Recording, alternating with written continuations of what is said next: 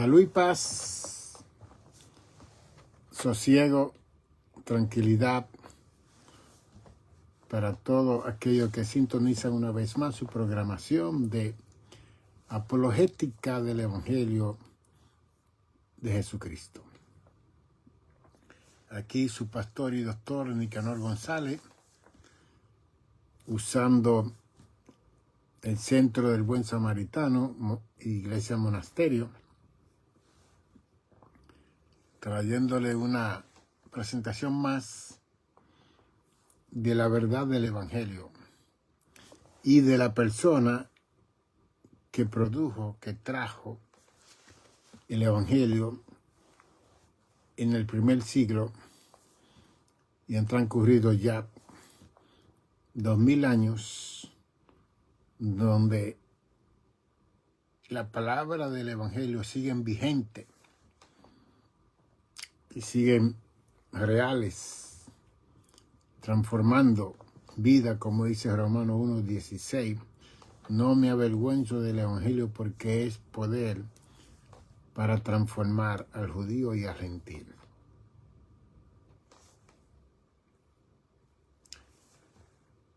Y nosotros estamos viendo la enseñanza del Evangelio, pero también estamos reconociendo al que trajo el Evangelio, que es la persona de Jesucristo.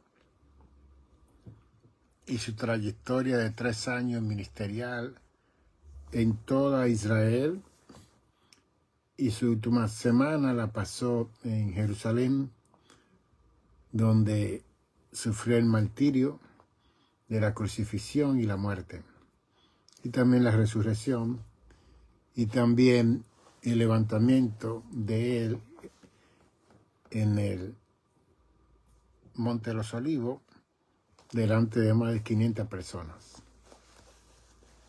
Así que Cristo vivió una vida natural y una vida sobrenatural. Su nacimiento fue sobrenatural con la Virgen María. Su crecimiento fue natural, como cada uno de nosotros. Él comía, y él aprendió carpintería, porque José era un carpintero que hacían silla y banco. Y él sabía de carpintería ahí porque ahí todos los niños trabajaban con papá, los varones. Y él creció naturalmente como cualquier niño en sociedad en esta época, en la ciudad de Nazaret. Él nació en Belén, pero se crió en Nazaret. Y estamos viendo la epístola a los hebreos, que es una epístola universal, indicando que abarca todos los periodos de la época de la iglesia en todos los tiempos, y que esta epístola en particular nombra, enseña acerca de la humanidad de Jesús y también de lo trascendental que es Jesús, y presenta a Jesús como Dios por igual, como el sumo pontífice, el sumo sacerdote, el mediador, el que es por siempre y para siempre, como dice Hebreos 13:8, que Jesucristo es el mismo ayer, hoy, por todos los siglos. Y viendo el contexto histórico de los primeros 3 siglos y la narrativa que hubo en la iglesia primitiva dentro de Jerusalén y Roma, los primeros 3 siglos la iglesia estuvo en un debate aférrimo con la persona de Jesucristo. Y se creó una gran confusión de la persona de Jesucristo, si era Dios, si era hijo de Dios, si era humano, si no era humano, si era espíritu. Y estos 3 siglos fueron siglos de debate. y que a la misma vez este debate llegó al imperio, que no solamente se quedó en los círculos donde estaba la iglesia escondida. Por ejemplo, cuando la iglesia fue a Roma para el primer siglo, este movimiento era ilegal, porque no se podía honrar y dar honor y adorar a otro Dios que no sea César, el emperador romano. Que a César tenía que llamarlo César Curio, César el Señor, César Deus, César es Dios, y tenían que doblar rodillas todas las personas que eran llamados para estar delante del emperador César.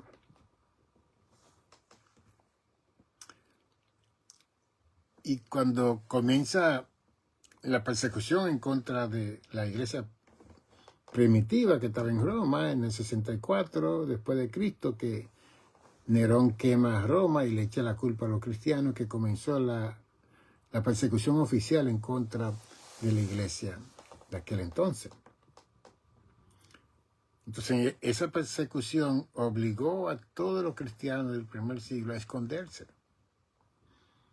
Y se declaró que era ilegal ser cristiano, porque los cristianos no adoraban a César, no llamaban a César Dios ni Señor, sino a Jesús. Y cuando ellos no declaraban estas dos palabras, César es Señor, César es Dios, lo llevaban al Coliseo, que era el Coliseo que cabía más de 50,000 personas, y eso lo llenaban casi todos los días, toda la semana, para esa gente ver los cristianos ser martirizados por los leones, comidos por los osos y matados por los gladiadores.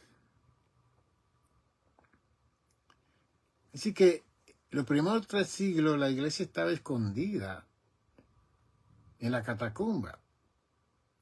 Cuando yo fui, me indicaron que la catacumba tenía más de 17 kilómetros de catacumba, que era la catacumba era el cementerio de todos los emperadores, los ciudadanos romanos. Era un cementerio, que son cuevas debajo de Roma, que ahí se escondieron los cristianos, tratando de salvar su vida de ese imperio. Y como hubo el debate de la persona de Jesucristo, en el año 27 a.C. fue que comenzó el movimiento de los emperadores, cuando Augusto César llegó a ser el primer emperador en el año 27 a.C. y duró hasta el año 14 después de Cristo, cuando Darío fue electo el emperador. Ya Cristo era un adolescente. Así que todo el periodo de la vida de Cristo fue bajo el imperio de Darío. Y ya estaban establecidos todos esos esquemas de que el cristiano era una religión ilegal, el cristianismo.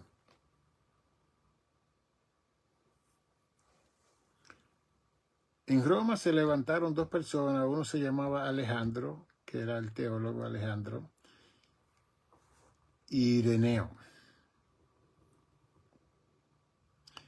Y ellos le servían a los emperadores en Roma. Ireneo tenía la versión de que Cristo había venido a la tierra en espíritu. Y Alejandro decía que Cristo había venido en carne. Y cada vez que se iba un emperador que creía lo que enseñaba Alejandro, entonces deportaban a otro país a Ireneo. Cuando venía un emperador que aceptaba que Cristo había venido en espíritu, entonces deportaban a Alejandro y traían a Ireneo para que tuviera el control de la supuesta teología de ese tiempo. Okay. Y todo eso duró primero, segundo y tercer siglo.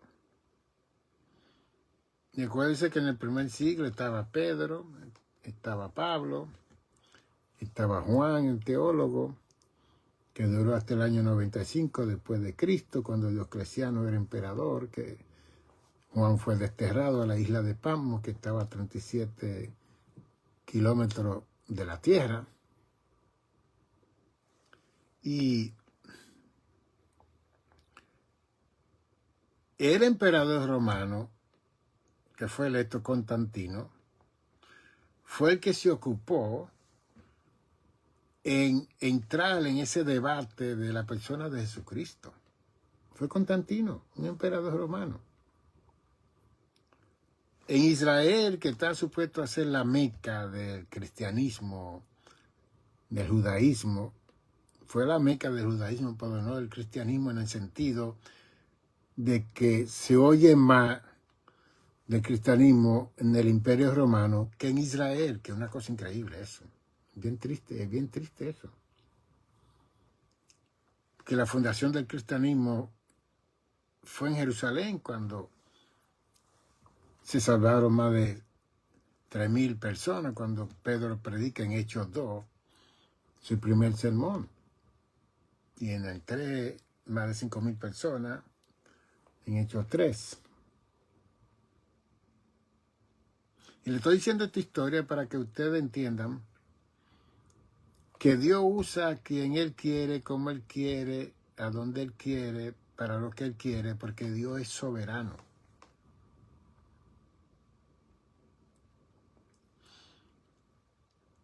Y cuando Constantino vio que había toda esa lucha y todo ese debate, él hizo un concilio y llamó a todos los sacerdotes y reverendos y todas las personas que estaban en ese tiempo al concilio de Nicea, se llamó. Y como él era el emperador, el que tenía autoridad absoluta, el rey, el dictador, porque esos emperadores eran dictadores, tenían control total de todo. Después que reunió más de 400 sacerdotes y líderes con el debate ese, si Cristo era Dios o era hijo de Dios o vino en espíritu, entonces él puso en el pizarrón de ese entonces una palabra. Él puso H-O-O-M-O-S-I-A,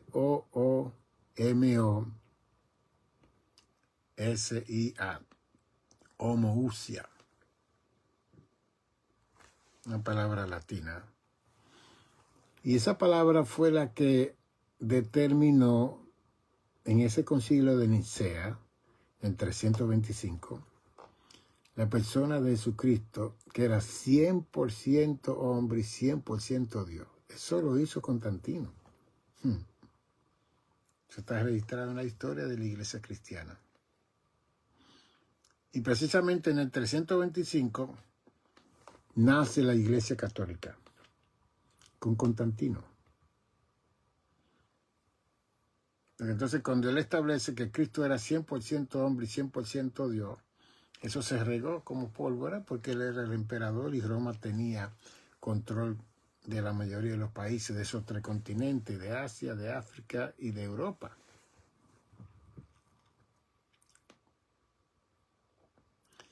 Sin embargo, el debate siguió, aunque Constantino él duró sus años como emperador, pero el debate siguió con la persona de Jesucristo hasta el día de hoy. Porque en medio de todo eso estaban los gnósticos en Roma y donde quiera que había movimiento católico, entonces la palabra católico es universal, porque nosotros somos católicos, porque el mundo entero ha conocido la predicación del Evangelio. ¿Ve? Entonces, en Antioquía le llamaron cristianos porque vieron que todas las personas eran seguidores de Cristo, pero cuando llegan a Roma le llamaron católicos porque vieron que los seguidores de Cristo se habían universalizado. Okay. Por eso usted puede decir, yo soy católico, apostólico, no romano. Usted puede decirle eso y usted está bien. Nosotros no seguimos la enseñanza del papado y todos los sacramentos que tiene la Iglesia Católica, porque nosotros hablamos de 2 sacramentos y ellos hablan de 7. Entonces, también el papado estableció de que su palabra era infalible. La única palabra infalible que no tiene error, que no miente, es la palabra de Dios. Y por eso es que hemos visto a Francisco, el último papa que estaba, y este otro papa que está, diciendo nosotros somos pecadores. Eso nunca los papas lo habían dicho. Nosotros somos pecadores. Oren por mí. Francisco decía, oren por mí. El papa argentino que murió. Identificándose con su iglesia. Entonces, todos los siglos, desde el 3er siglo, 4º siglo, 5º siglo, hubo una situación con la persona de Jesucristo. Y ya entrando casi al siglo VI después de Cristo, se levanta la religión islámica, Islam, de los árabes. Mahoma nace en el 590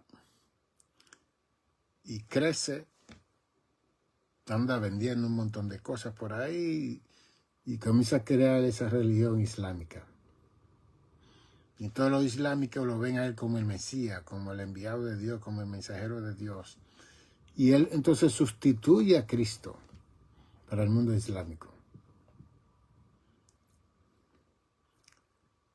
Y lo islámico entonces, al sustituir a Mahoma y eliminar a Cristo lo vieron como un profeta más. Pero él no era el Mesías o el Hijo de Dios. Bien. Y así como los judíos están esperando su Mesías, los islámicos también están esperando a Mahoma que venga de nuevo.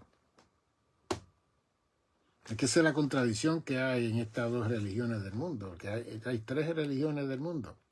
El judaísmo, el cristianismo y el islamismo.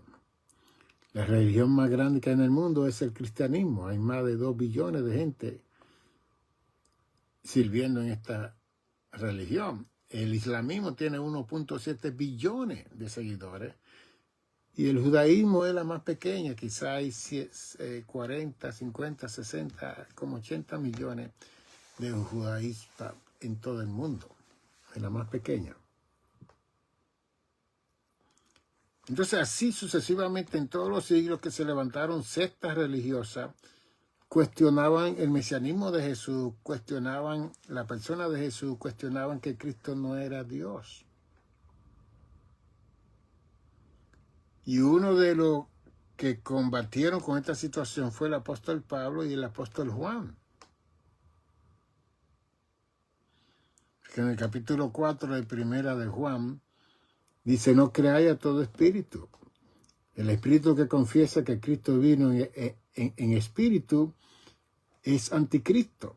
El que confiesa que Cristo vino en la carne es de Dios. Primera de Juan capítulo 4, léalo. Y se establece que ese espíritu del anticristo ya estaba en función en el 1er siglo, con enseñanza.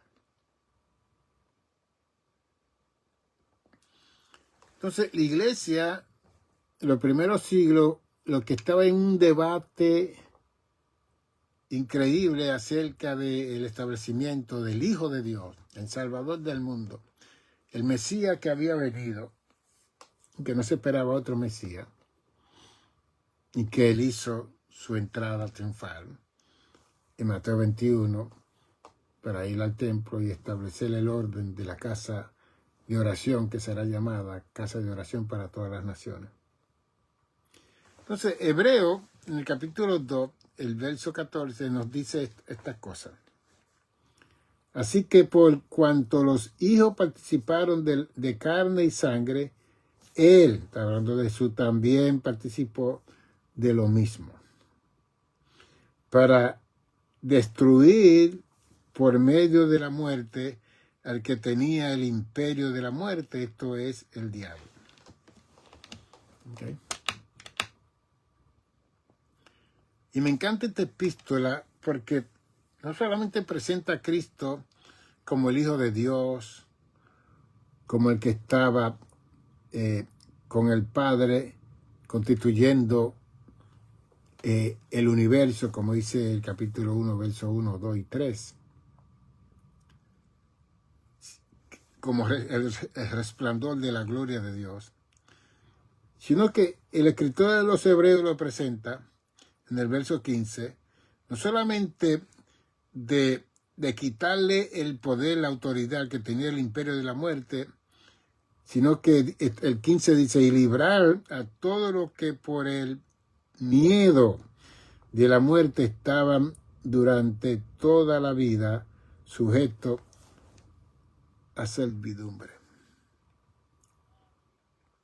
Así que Satanás, Lucifer, se lució muchísimo antes de Cristo de mí venir con la llave de la muerte, con la autoridad de matar gente. Pero hacer eso hasta que Cristo vino. Porque Cristo vino a quitarle el poder del imperio de la muerte a Lucifer. Y esto significa mucho. Y después dice el verso 16 de Hebreo 2, porque ciertamente no socorrió a los ángeles, sino que socorrió a la descendencia de Abraham.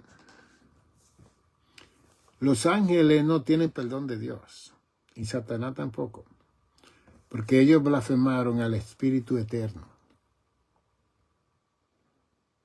Ellos blasfemaron a la santidad de Dios y se convirtieron en malos, con malos intereses. Y hasta el día de hoy está esa maldad de estos ángeles, una tercera parte que se rebelaron contra Dios juntamente con Lucifer. Entonces, cuando el Hijo de Dios viene a la tierra, no viene a socorrer ni a salvar a los ángeles,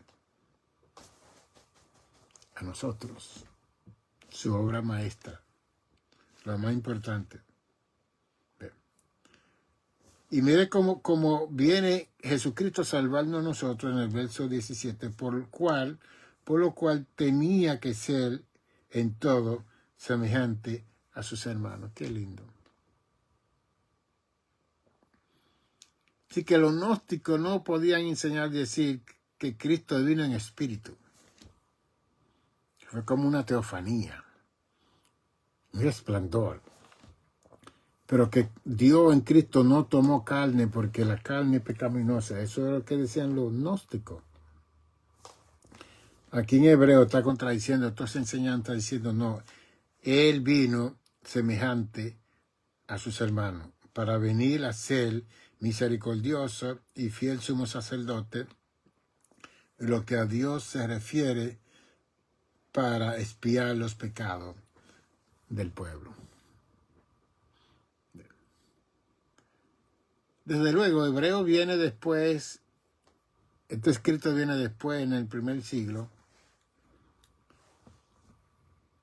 La mayoría de los cristianos que murieron en el primer siglo no pudieron ver la Biblia. Porque la Biblia se recopiló ya para el tercer siglo, cuando Constantino da apertura que la iglesia saliera de la catacumba y que tuvieran sus lugares de adoración en todos los lugares, y por eso fue que él estableció a Constantinopla como la ciudad de los cristianos, que hoy en día es Estambul,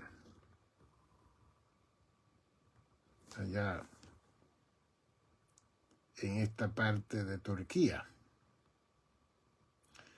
Entonces, el libro de los Hebreos presenta a Cristo como un ser humano, y como el Hijo de Dios, y como resplandor de la gloria de Dios, y como creador del universo.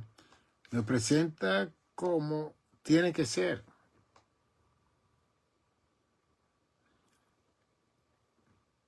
Este escrito tiene mucho debate en relación al autor. La historia revela como que Pablo lo escribió en hebreo y que Lucas lo tradujo en griego. Otro dice que fue Bernabé que lo escribió. Otro dice que fue Tito o Timoteo que lo escribió, que eran hijos espirituales de Pablo. La cosa es que está escrito. Y aunque no tiene el nombre del autor, y tiene mucha relevancia con la teología de Pablo, pero no se le considera que fue Pablo porque Pablo no hablaba de Cristo como el sumo sacerdote, le llamaban como el Hijo de Dios.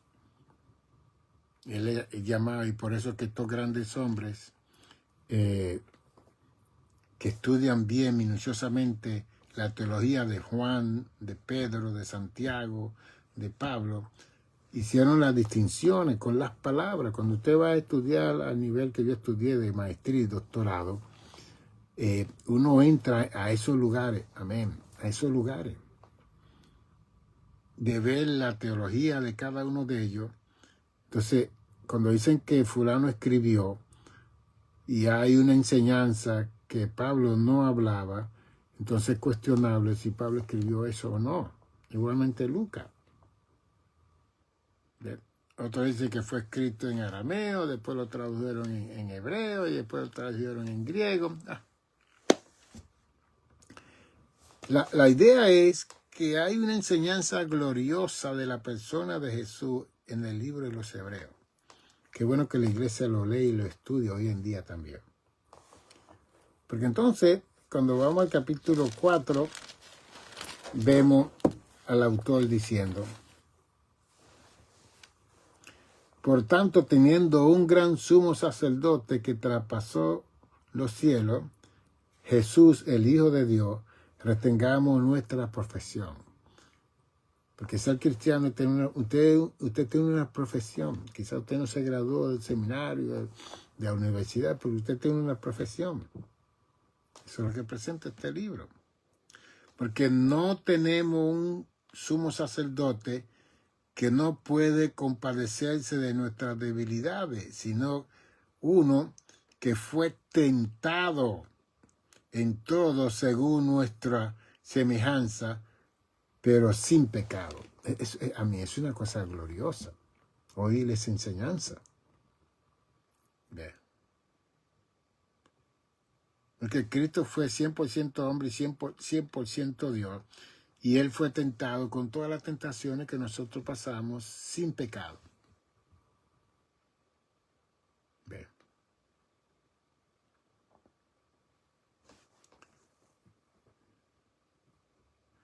Entonces, el verso 16 nos dice que nos acerquemos, pues, confiadamente al trono de la gracia para alcanzar misericordia y hallar gracia para el oportuno socorro.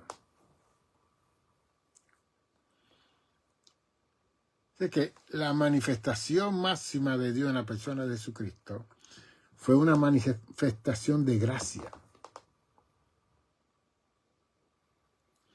Y que todos nosotros, cuando nos acercamos al trono de Dios, nos acercamos a la gracia de Dios. No al Dios que tiene un látigo para cortarnos la cabeza, para castigarnos. No. La santidad de Dios no hace nada de eso. Eso somos nosotros, el sentido de culpa. Eso es Satanás y los demonios que hacen eso. Dios es santo, Dios no hace mal. Dios no hace mal. Yo puedo decir que Dios no puede en el sentido del mal. Yo puedo decir. Porque Él es santo. Y en la santidad de Dios lo que opera es el bienestar del universo, de las criaturas y de todo lo creado. Todo lo creado que infundió en hacer mal y pecar es el que hace mal. Es el que mata, el que roba, el que fornica, el que adultera, el que miente. Y ahí estamos todos nosotros, en ese barco, todos, sin excepción de personas. El único ser que tuvo aquí en esta tierra 33 años y medio, que no cometió un pecado, uno, en 33 años y medio, se llama Jesucristo. Él fue el Cordero perfecto pascual que dio su vida por la humanidad.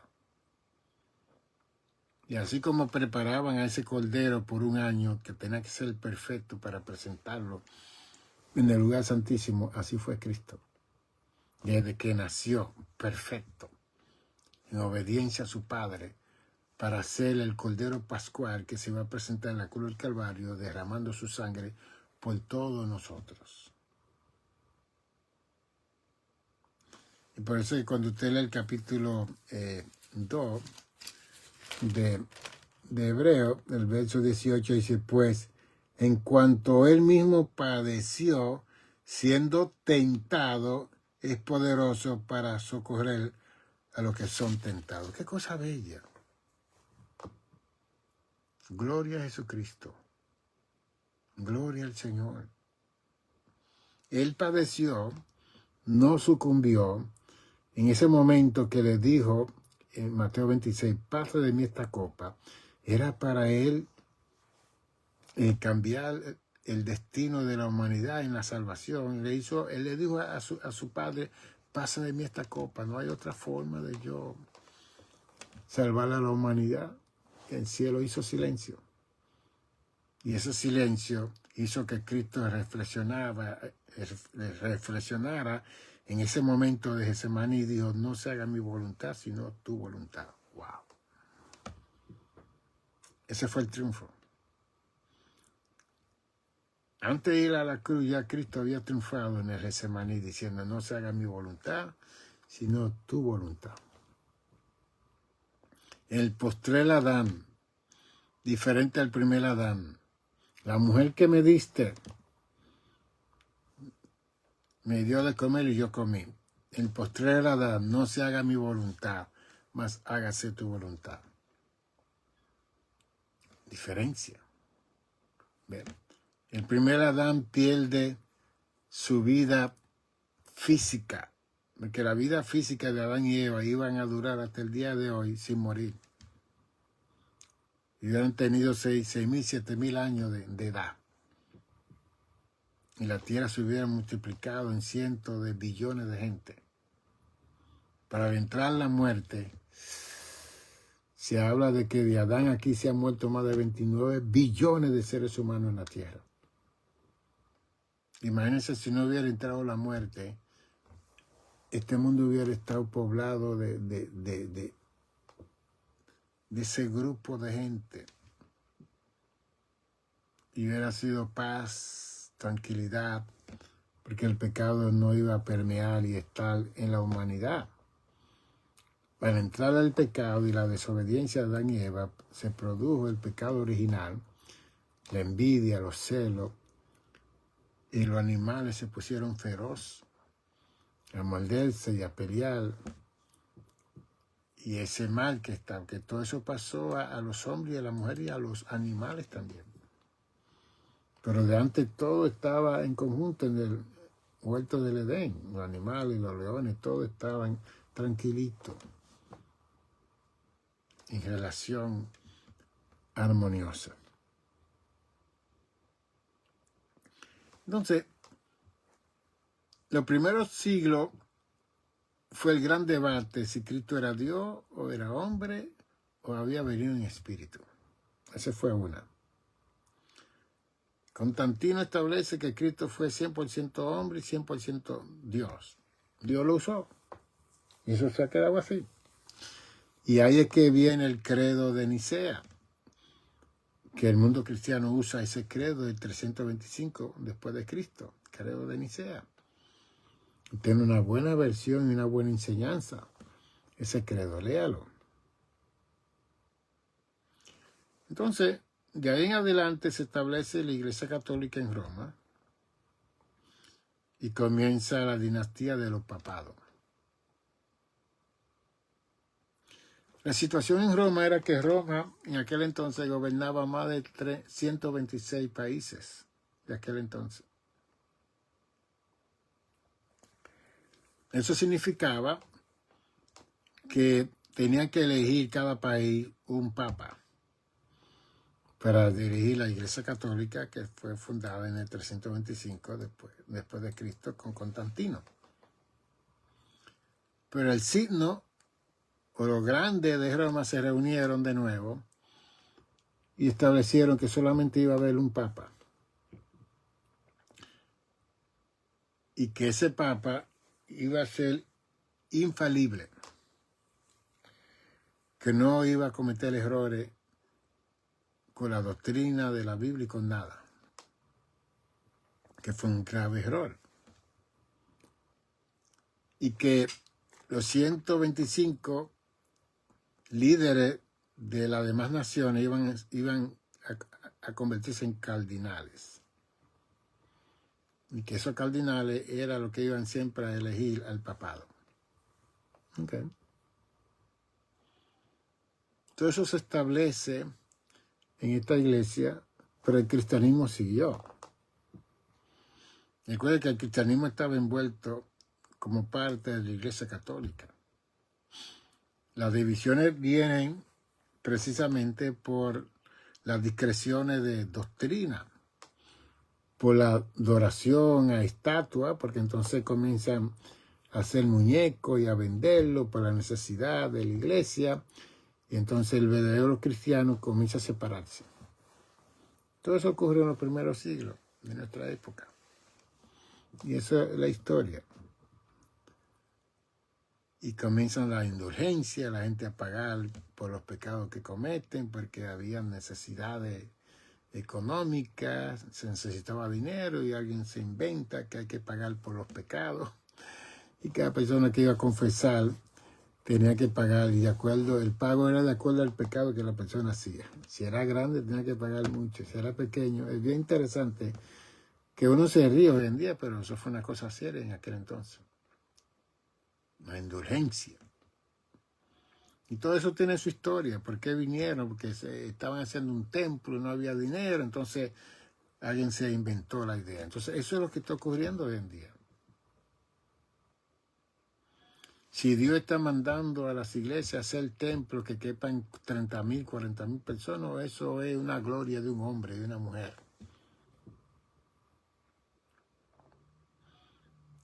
Y el gasto de millones y millones y millones de dólares. Porque cuando usted ha visto que un pastor puede regir sobre 30,000, 10,000, cuando se habla que un pastor cuando tiene 100 miembros, ya eso es demasiado para una persona poder supervisarlo. Entonces se han creado hoy en día una pleyade de artistas que hacen su exposición un día en la semana, ya sea domingo, y hacen su presentación de 1 hora y se ganan 10 millones y 20 millones de dólares. Después usted lo ve con 4 y 5 jets, 10, 20 carros de millones de dólares cada uno de esos carros. Carros blindados a prueba de bala.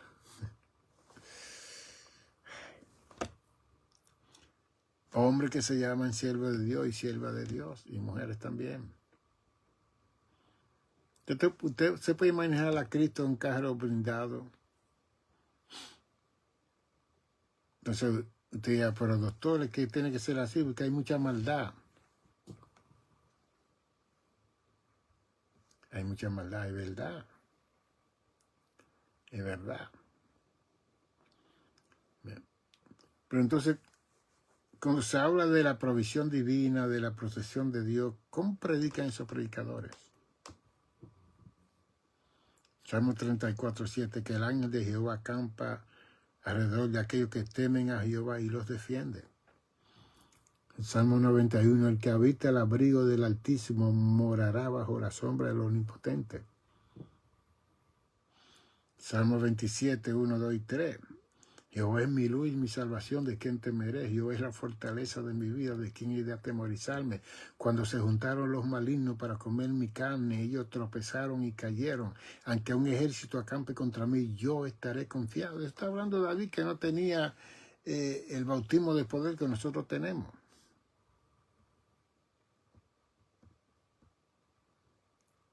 ¿O es otra cosa que está sucediendo en nuestra época? Mateo 24, 24, falsos Cristos, falsos profetas, que harán portentos, harán señales, harán milagros.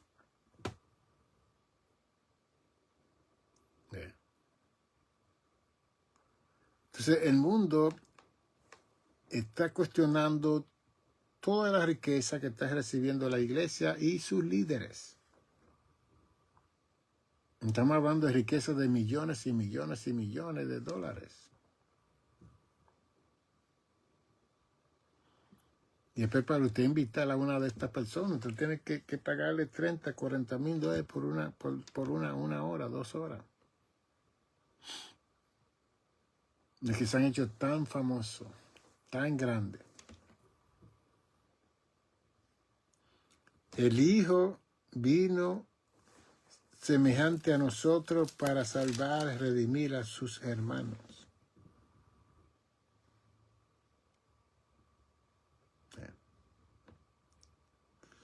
Si alguien podía ser rico y poderoso y grande y vivir en un palacio, era Jesucristo.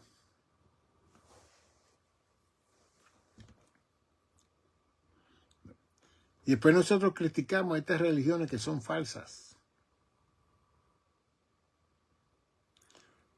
Porque Tajita Gautama, que nació en el 501 antes de Jesucristo, vivía en un palacio allá en Nepal, la India. Su padre era un príncipe. Y este jovencito creció dentro de ese palacio, nunca vio gente con hambre, homeless, necesitado, enfermo. Él estaba en una burbuja hasta que él decide salir con uno de los siervos para fuera del palacio y comenzó a ver un anciano, enfermo, gente paralítica, y él comenzó a cuestionar eso. ¿Qué yo hago aquí adentro con toda esta gloria y mi pueblo con tanta necesidad? Y él se casa. Ahí dentro del palacio, lo casan ya a los 16, 17 años. Y después decide escaparse, deja a su mujer, deja a todo el mundo y se escapa al mundo de afuera. Y se sienta con 3 maestros que le enseñan acerca de la iluminación, vaciarse y entrarse. Y él aprendió todo eso. Y después le estableció el sistema budista, y por eso es que se llama Buda, ungido, Cristo, Mesías, porque Buda significa eso. Y ese movimiento fue seguido por tantos millones de gente, porque las versiones que presenta Buda es una versión de ayudar a los pobres, a los necesitados, a los desamparados, que es la enseñanza del Evangelio, y por eso es que esas religiones son tan famosas, porque tienen ese mover de ayudar a las personas que están pobres, que están necesitadas. Entonces, el 70% de la humanidad es pobre. Aparece una religión así, ofreciendo todo. Hicieron a Buda el Salvador, el Mesías, el todo. Eso ocurrió con Confucio también en la China por igual. Yo cuando enseño esta clase de religión en los seminarios y colegios, yo lo que veo es que no son religiones, fueron sistemas de vida que se establecieron para la gente vivir un poquito mejor. Eso es todo. Yo no sé por qué le llamaron religiones. Porque esas religiones no tienen un Dios, no tienen un Salvador, Hicieron a Buda así como un salvador, hicieron a Confucio como un salvador. Y fueron tan fuertes que ya para 1867 y más, la China declaró que el confucianismo iba a ser la religión de la China, sin salvador, sin redentor. Entonces, ¿qué le estoy diciendo yo a ustedes con estas cosas? Cristo se identificó con cada uno de nosotros.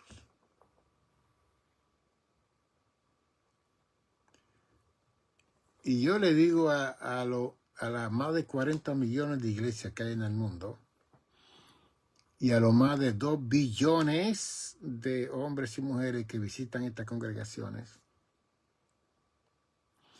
¿quién es que se está llevando la gloria en estas congregaciones? ¿A quién es que se está glorificando en estas congregaciones? Los que están al frente, ¿qué están enseñando de la persona de Jesucristo? Prosperidad. Wow. Que Dios ¿da qué? ¿Para qué? De todo esto nosotros tenemos que estarlo cuestionando. Donde quiera que nosotros estemos, en cualquier casa de oración, si se está predicando el Evangelio de Jesucristo. Que se está hablando de la persona que dio su vida por nosotros.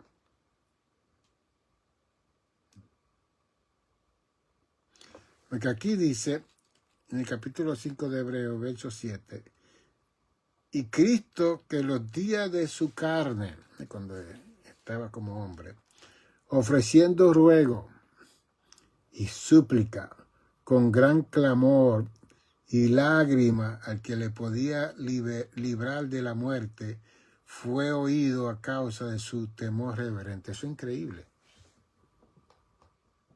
Increíble. Ofreciendo qué ruego, súplica, gran clamor, lágrima.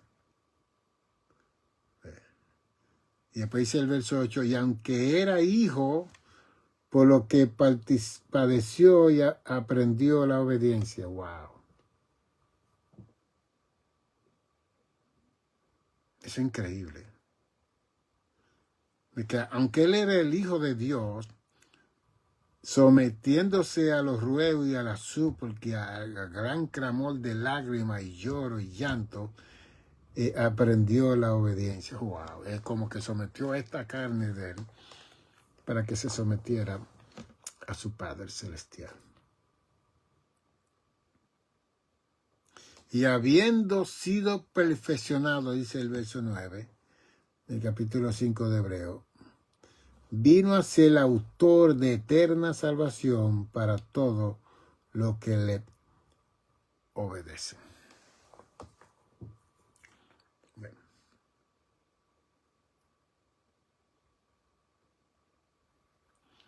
La pastoral de estas 40 y más millones de iglesias que hay en el mundo tienen que ayudar a sus miembros a hacer obediencia a Cristo, no a ellos ni a ella, es a Cristo. Es a Cristo. Porque nosotros somos sacerdotes imperfectos. ¿Ve? Porque aquí en el capítulo 5, aquí lo dice, porque todos somos sacerdotes tomado de entre los hombres, es constituido a favor de los hombres en lo que a Dios se refiere para que presente ofrenda y sacrificio por los pecadores. Y tienen que hacerlo continuo y constantemente. Cristo lo hizo una sola vez, y que fue la ofrenda perfecta delante del cielo.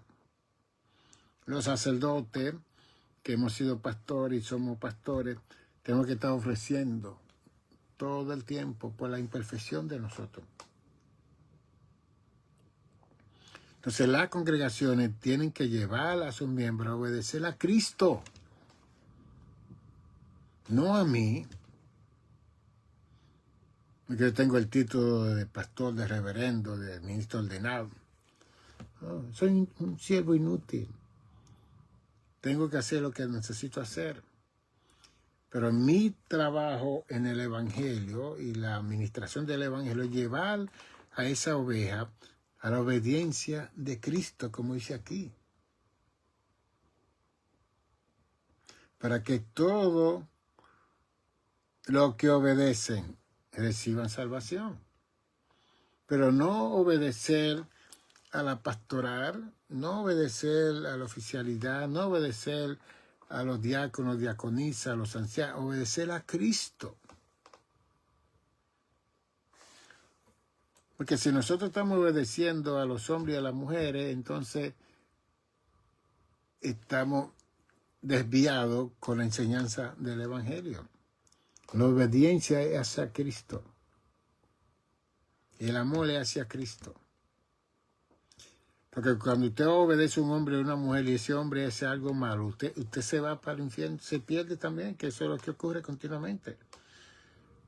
Nosotros le decimos a la gente que nos obedezca a nosotros, que nos sigan a nosotros, y después nosotros cometemos errores, pecamos, hacemos lo incorrecto.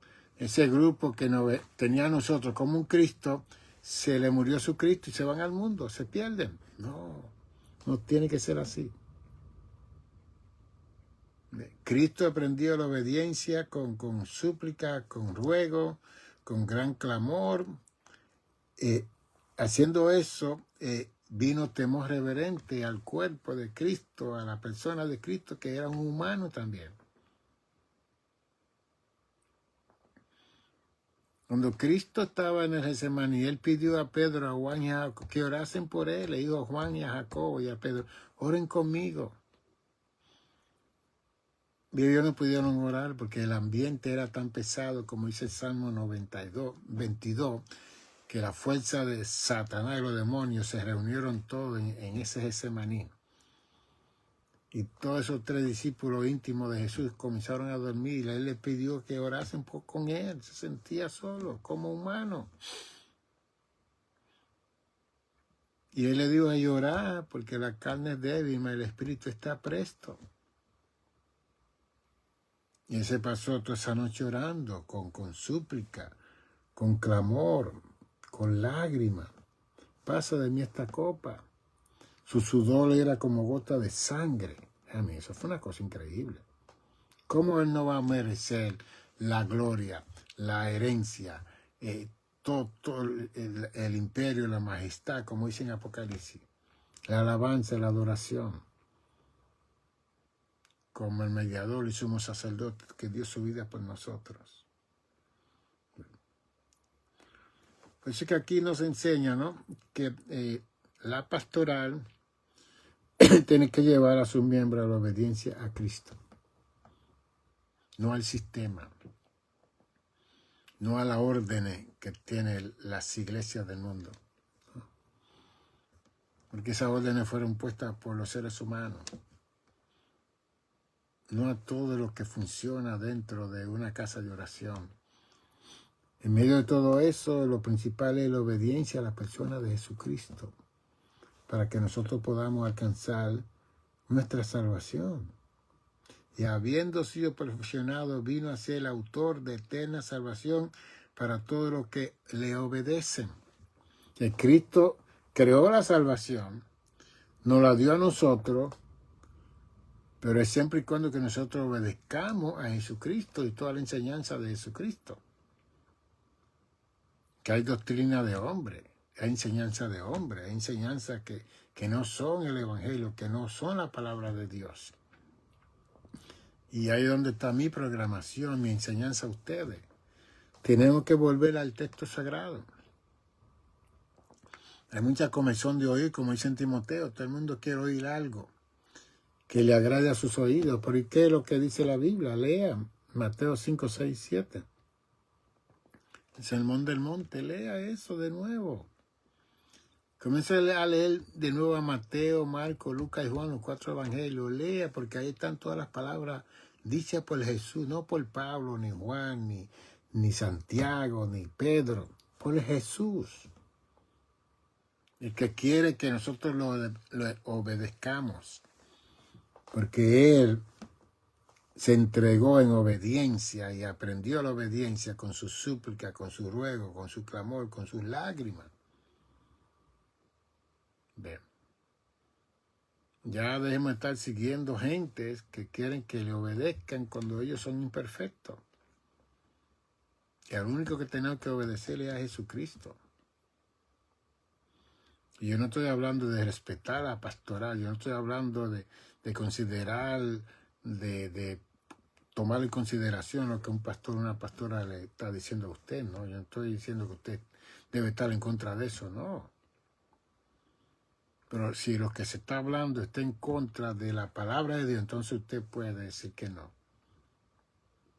Bien. Porque si usted está en su casa y la iglesia está creando un divorcio en su casa por situaciones que se están enseñando, entonces usted tiene que sentarse y evaluar eso. Usted tiene libre voluntad, free will, para determinar si esto va a seguir así o si yo tengo que cambiar. Ahí en las redes hoy en día están saliendo un montón de gente. ¿Por qué uno tiene que salir de una congregación? Están diciendo los puntos. Usted puede ver esas cosas y mirar si eso está de acuerdo a lo que enseña la palabra de Dios. Bien. Entonces es bueno estar en una congregación sólida que enseñe el Evangelio. Pero no es bueno estar en una congregación que está con otro evangelio que no es el evangelio de Jesucristo. Entonces usted tiene la independencia de estudiar el evangelio de Jesucristo para ver si está la gente haciendo conexión con esas palabras del evangelio. Usted puede hacer eso. Y no es malo. Pablo vino a Berea y comenzó a ministrar y que tremendo. Y la gente de Berea le dijeron a Pablo: Dios te bendiga, Pablo, gracias por informarnos, dan unos días para estudiar lo que tú estás enseñando. Interesante. Después que se fueron un tiempo, volvieron a Pablo: sigue predicando, que tú estás predicando el Evangelio de Jesucristo. Ve. Y están la otra gente como Tertuliano y estos padres de la iglesia del primer y segundo siglo. Que una vez uno de estos padres fue a una iglesia, cuando había la gran persecución contra la iglesia, y le preguntó el maestro al pastor: ¿cuántos años usted lleva aquí? Y él dijo: 5 años. Y el maestro le dijo que no estaba predicando el evangelio, porque no había sido perseguido y puesto en el coliseo para la muerte. Ya eso era criterio de ese maestro. Eso no quiere decir que eso tenía que ser así. Que Jesús dijo: bienaventurados los que no tienen tropiezo por causa de mí. Yo quiero esa bienaventuranza. Yo no quiero tener tropiezo. Yo quiero esa bienaventuranza que Jesús habla. Yo, bienaventurados los que no tienen tropiezo, los que no sufren por causa de mí. Yo quiero eso. ¿Quién quiere sufrir? Que siempre se ha enseñado que mientras más sufre, que la corona va a ser más grande. Por favor. Esas son teorías de nosotros, los humanos. Creo que su corona va a ser más grande. Usted tiene una sola cabeza. Una estrella va a tener más... Ay, Señor. Lo más importante de todo eso es que usted va a ser salvo. Después que usted sea salvo, olvídese de trofeo, de corona, de casa grande, casa pequeña, por favor. Ahí se olió otro pastor vendiendo terreno en los cielos, que él está vendiendo. Y la gente está comprando terreno en los cielos. Y él lo describe, que tiene un jardín, que tiene un árbol. Es una cosa increíble, la gente creyendo eso. Todo eso es falso, todo eso es mentira. Eso no tiene que ver. Cuando a Cristo le presentaron la mujer que mató 7 hermanos, que la mató porque todos los hermanos se casaron con ella y se murieron todos y ella se quedó sola. Y le preguntaron a Jesús: ¿de qué hermano va a ser ella en los cielos? Y él le dijo: Israel las escrituras. En el cielo no se dará el matrimonio. Eso ya seremos como los ángeles. Y Cristo presentó eso porque nosotros lo que queremos es estar en matrimonio, tener relaciones sexuales y estar como estamos viviendo en esta tierra. El cielo es diferente, todo es diferente. Cristo no quiso dar énfasis que va a haber allá arriba. Tenemos como los ángeles ya, sexuales, ok. Comida, olvídese, el reino de Dios no consiste en comida ni bebida, dice Romanos 14:17, sino en gozo, paz, justicia. Por eso hablamos mañana, seguiremos en esta conversación con ustedes y queremos que usted sepa que tenemos este libro de teología y tenemos este otro libro de teología. Usted lo puede comprar hacia una teología de acción y reflexión pentecostal. Y este movimiento y concepto, este fue mi tesis doctoral del Seminario Teológico de Nueva York. Yo hice la tesis, pero tuve que escribir un libro diferente a la tesis. Este libro tiene mucha información de cómo nosotros podemos tratar nuestras vidas de conocimiento teológico. Mañana ya a las 5 a las 6, esté pendiente, vamos a seguir hablando de esta temática para seguir creciendo en la cristología de lo que enseña Hebreo acerca de esa persona tan maravillosa que es nuestro Salvador Jesucristo. 646 a 755-1290 es mi número, 646-755-1290. Usted me puede llamar, yo estoy viendo pacientes en mi oficina, estoy haciendo evaluaciones para ayudar a personas que están en situaciones de inmigración y todas esas cosas, que tengo mi licencia del Estado de Nueva York como psicoterapeuta para hacer todo esto. Estamos saliendo a dar conferencias en las iglesias, tenemos como 100 conferencias de salud mental, de matrimonio, más de 20. Estamos siendo fortalecidos un poquito más. No estamos yendo a tantos lugares y saliendo tan lejos, pero sí queremos bendecir al pueblo con lo que Dios nos ha dado a nosotros. Y tenemos 11 escritos, 11 libros que hemos escrito, y hay otro que está aquí en la computadora, que queremos que usted busque el libro mío en Amazon, La incomprensión del mal y la santidad de Dios. Busque ese libro, cómprelo. Que mientras más se compre ese libro, ellos me mandan royalty, se llama royalty. Pero los royalties son tan pequeños que dudaría yo un siglo para colectar, para mandar algunos $10,000 a Amazon para publicar los próximos libros en inglés y que ellos sean, que tengan la página que yo quiero que ellos tengan para que todo el mundo pueda ir a Amazon, que es uno de los almacenes más grandes que hay en el mundo y más glorioso. Y queremos que usted nos siga ayudando. Si usted quiere donar, usted puede usar ese teléfono 646-755-1290 y ahí hay un SEO, como hay algunos hermanos que gracias a algunos hermanos que aprecio y apreciamos que han sentido enviar para que podamos producir este material. Y estamos dedicados a este programa, no estamos pastoreando, no estamos recibiendo un salario de una iglesia, así como los demás pastores que están a tiempo completo. Estamos retirados del trabajo pastoral, pero sí estamos ministrando y lo que colectemos por ahí lo estamos usando y lo estamos guardando precisamente para seguir produciendo libros, que soy un escritor y queremos seguir ayudando. Bendiciones. Su pastor y doctor Nicanor González, 646-755-1290. Hasta mañana.